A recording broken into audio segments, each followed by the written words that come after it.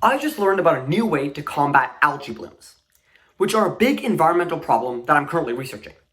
And it comes from a pretty unexpected source: clay. Hey, I'm Elian, and I'm once again experimenting with microalgae. I've spent the last few vlogs exploring algae blooms, which are a really important environmental issue where algae suddenly started growing really fast, choking out other plants and animals, and damaging the ecosystem.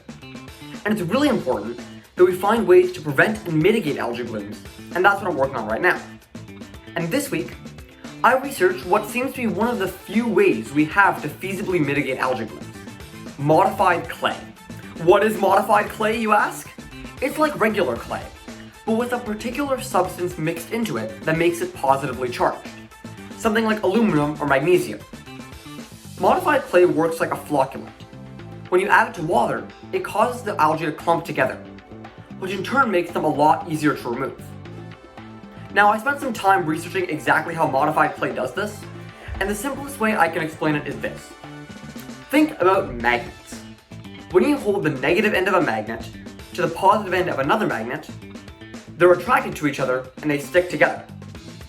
Now similarly, algae and their cell walls happen to be slightly negatively charged, and modified clay, like I mentioned, is positively charged. Which means, when you put them together, they stick to each other. So modified clay basically acts like a big algae magnet. I think this is super cool.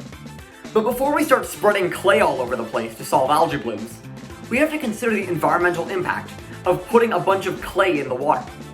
After all, we don't want to solve one environmental problem, but make another one in the process. Of course, this was considered by plenty of researchers, especially in China, who examined the impact of modified clay on animals, plants, and other aquatic organisms. In all cases, the modified clay had no negative effects, which is really awesome. Now, in places like China, modified clay production has already been scaled, and has been used for combating algae blooms there, as well as in Chile, and some initial tests in Florida.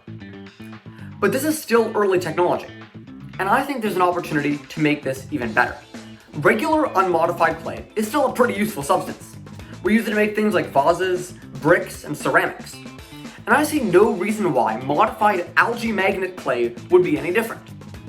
I think there's real potential to not only clean up algae blooms, but to turn the clay with the algae attached into useful products. Not only would this recover the cost of the clay, it would also sequester the carbon dioxide that the algae store inside of their cells, locking it up for a long time. So that's my next direction of research. If you work on algae blooms or have come across modified clay before, I'd love your thoughts on this mitigation method and how we can improve and scale it. But until then, thanks for watching. Make sure to subscribe on YouTube, follow on LinkedIn, and I'll see you in the next one.